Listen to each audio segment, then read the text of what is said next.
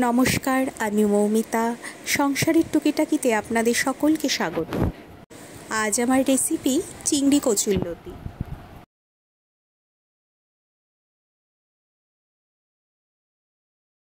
প্রথমে একটি পাত্রে জল গরম করতে দিয়ে আমি 1 চামচ লবণ দিয়ে দেব। জলটা হালকা গরম হলে কচুরলতিগুলো দিয়ে আমি 2-3 মিনিট ঢাকা দিয়ে জাস্ট ভাপিয়ে নেব। আমি চিংড়ি মাছে লবণ ও হলুদ মাখিয়ে রাখবো। চিংড়ি মাছগুলো আমি ছোট ছোট টুকরো করে কেটে নিয়েছিলাম। আমি মশলা একেবারে মিহি করে পেস্ট করব না, তাই কয়েকটি রসুন ও 2-3টে কাঁচা লঙ্কা আমি থেতো করে নেব। 2-3 মিনিট কচুরলতি হালকা ভাপিয়ে নিয়ে এভাবে আমি কচুরলতিগুলো আলাদা করে নেব।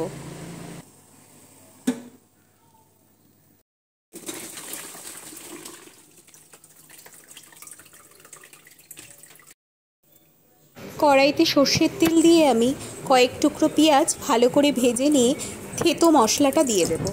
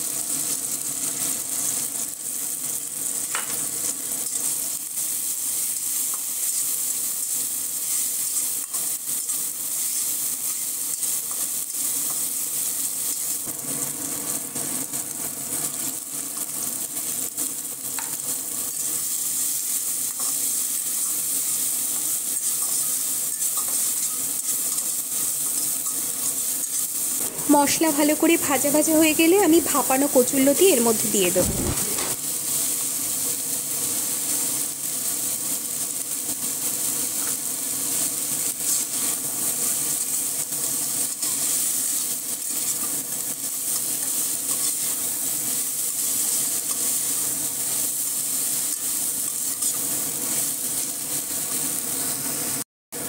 লবণ হলুদ দিয়ে আমি হাই ফ্লেমে কিছুক্ষণ নাড়িয়ে চাড়িয়ে নেব। আমার যেহেতু কচুরলতি অনেকটাই সেদ্ধ করা আছে, তাই বেশিক্ষণ আমার রান্না করার দরকার হবে না।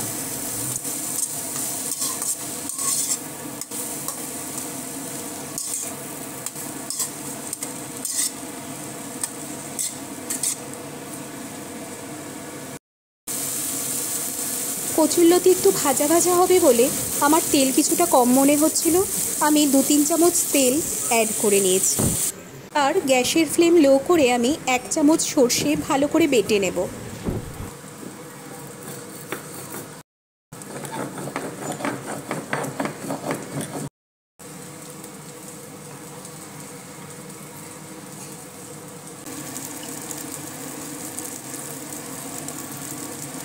বাটা সর্ষে কচুরলতির মধ্যে দিয়ে দেব।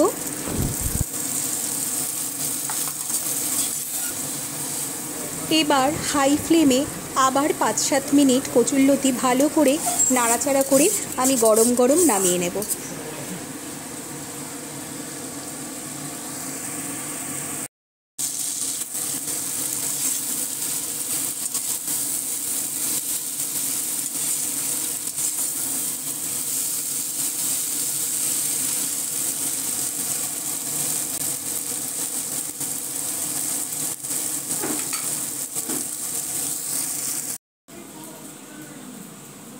চিংড়ি ও কচুরলতি প্রত্যেকেরই খুবই প্রিয়।